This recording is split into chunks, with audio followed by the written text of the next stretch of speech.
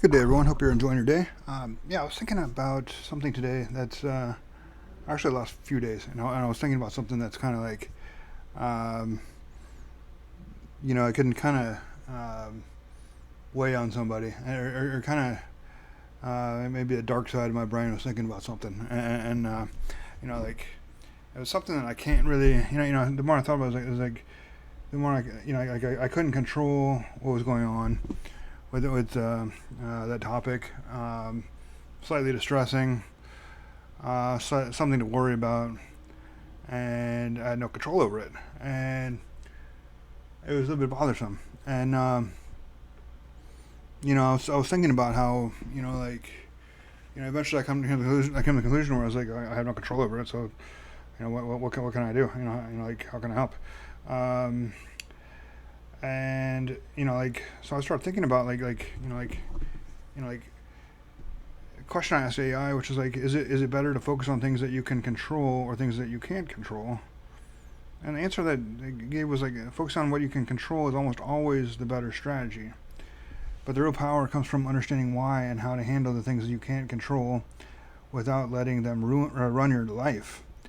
Core takeaway: you get the highest return on effort by putting energy into controllables, your actions, decisions, habits, and responses.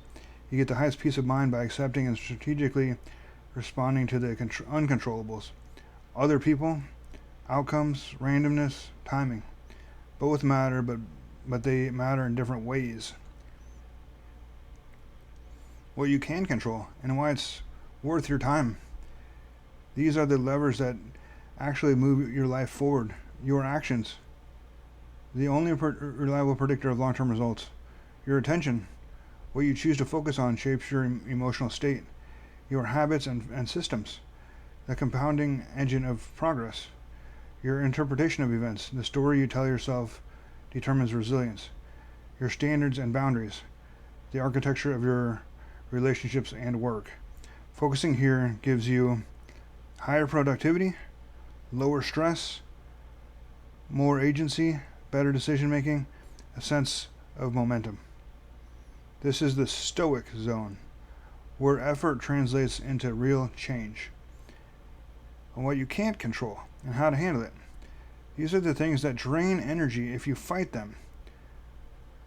Other people's behavior, outcomes you can only influence, not dictate, random events, luck, timing, market swings, weather, the past, most of the future. Trying to control these leads to anxiety, rumination, frustration, and paralysis. But ignoring them isn't the answer either. The skill is strategic acceptance. Acknowledge the reality, adjust your plan, focus back on controllables. This is how you stay calm without becoming passive.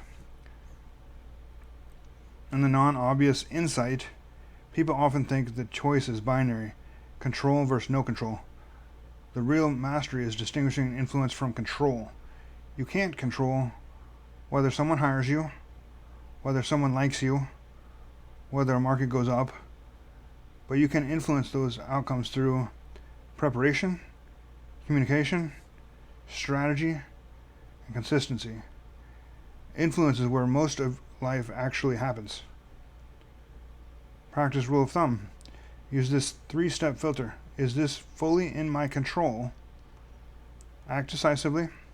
Is this partially in my control? Influence what you can, release the rest. Is this completely outside of my control?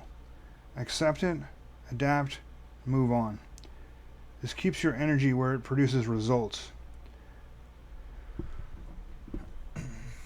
So then I asked, does focusing on things you can't control lead to feelings of powerlessness?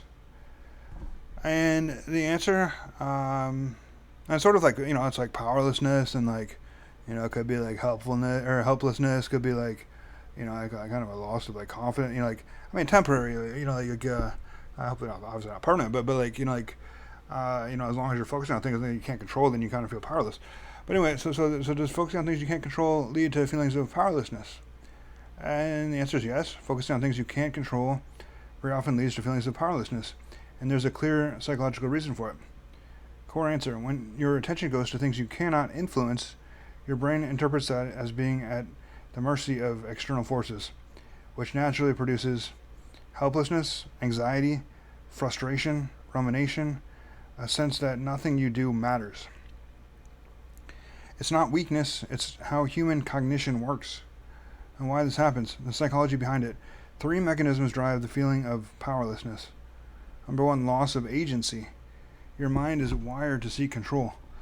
When you focus on uncontrollables, other people's choices, outcomes, timing, randomness, you're staring at problems with no levers to pull. That means that mismatch creates a sense of stuckness. Number 2, learned helplessness. If you repeatedly invest energy into things that don't respond to your effort, your brain starts concluding, my actions don't matter. That's the root of powerlessness. Number 3, cognitive overload. Uncontrollable factors are unpredictable. Your brain keeps trying to solve them anyway, burning mental energy with no payoff. That exhaustion feels like defeat and a non-obvious insight.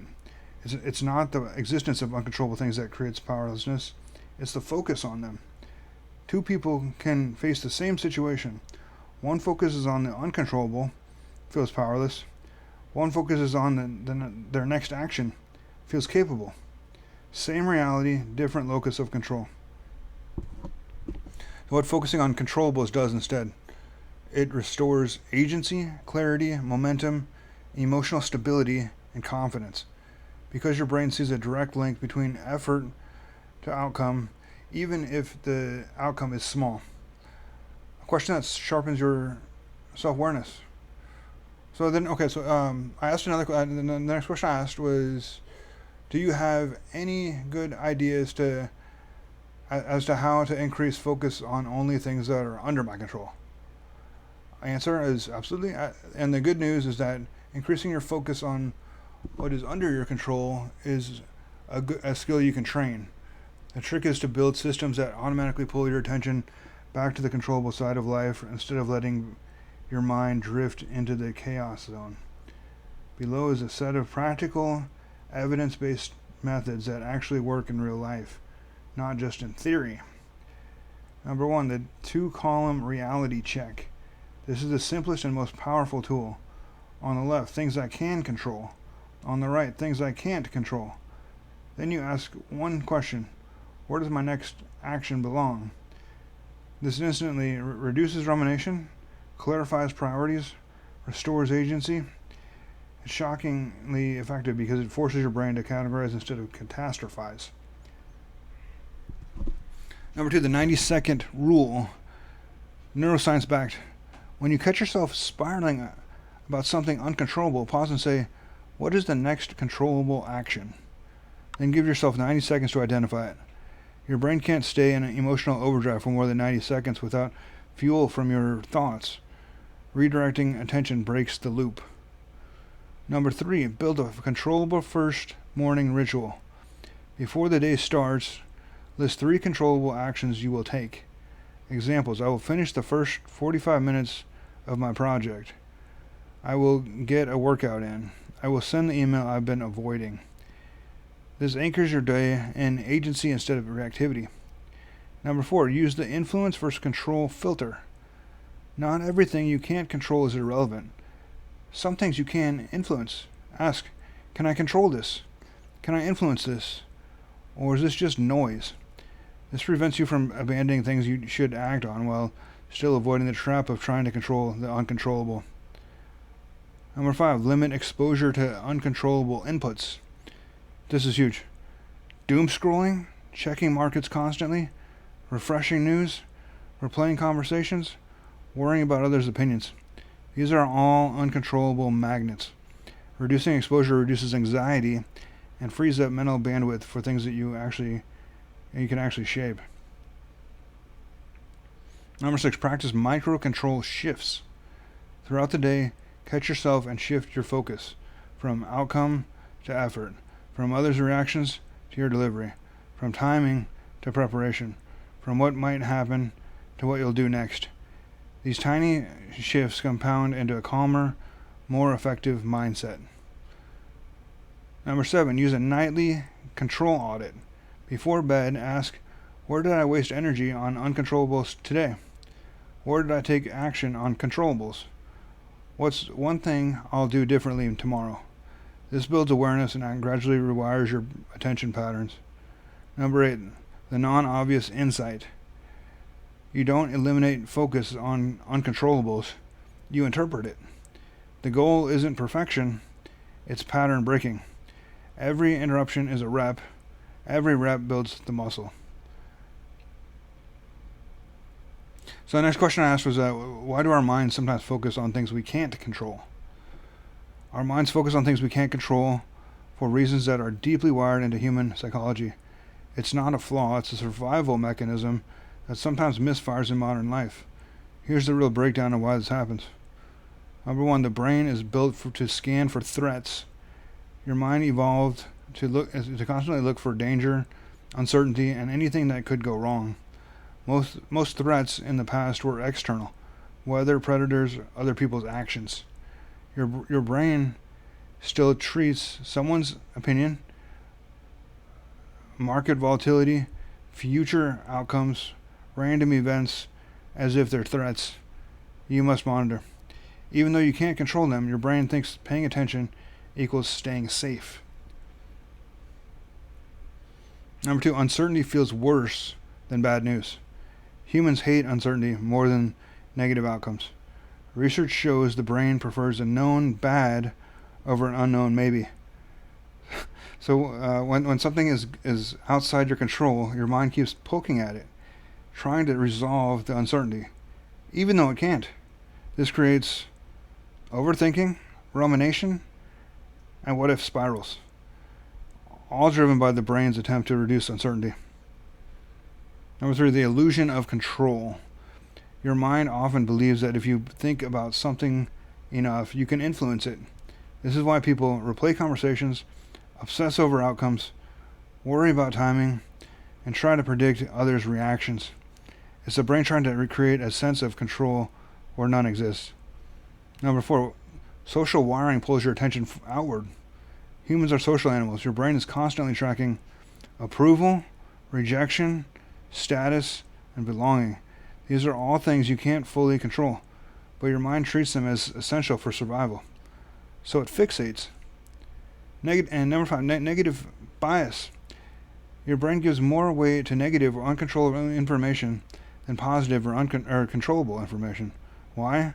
Because historically, missing a threat was more dangerous than missing an opportunity. This bias makes uncontrollable problems feel louder and more urgent. Number 6, the brain confuses important with controllable. Just because something matters doesn't mean you can't control it. It doesn't mean you can control it. But the brain doesn't naturally separate the two. If it's important, your mind assumes it deserves attention, even if attention won't change anything. Number 7, your emotional momentum. Once you start thinking about something uncontrollable, emotions kick in, and emotions amplify attention. Worry causes more focus causes more worry. It becomes a loop. And the non-obvious insight. Your brain isn't trying to torture you, it's trying to protect you, using ancient wiring in a modern world. The goal isn't to eliminate the tendency, it's to notice it, interrupt it, and redirect it. So that's sort of interesting. So, so I guess sometimes your brain can torture you, and it's actually trying to protect you. I kept ruminating over something that, really for the last 2 days, and then I found something else to ruminate over. And there's, both things were kind of out of my control, and both can cause anxiety. But neither thing that I was worried about was something that I have any control over whatsoever. I can just it doesn't make sense to focus on things that I have no control over. By focusing on things I have more control over, I'm gonna be more mental health will be better. And focusing on things I can't control, mental health is gonna be worse. So Anyway, like, I was thinking about that today. I was thinking about how, I was control. I kept focusing, and I still still kind of have the loop going where I keep thinking about something I have no control over. So it's like, any time spent on something I have no control over is almost like a total waste of time. Anyway, hope I didn't waste your time. Hope you have a wonderful day.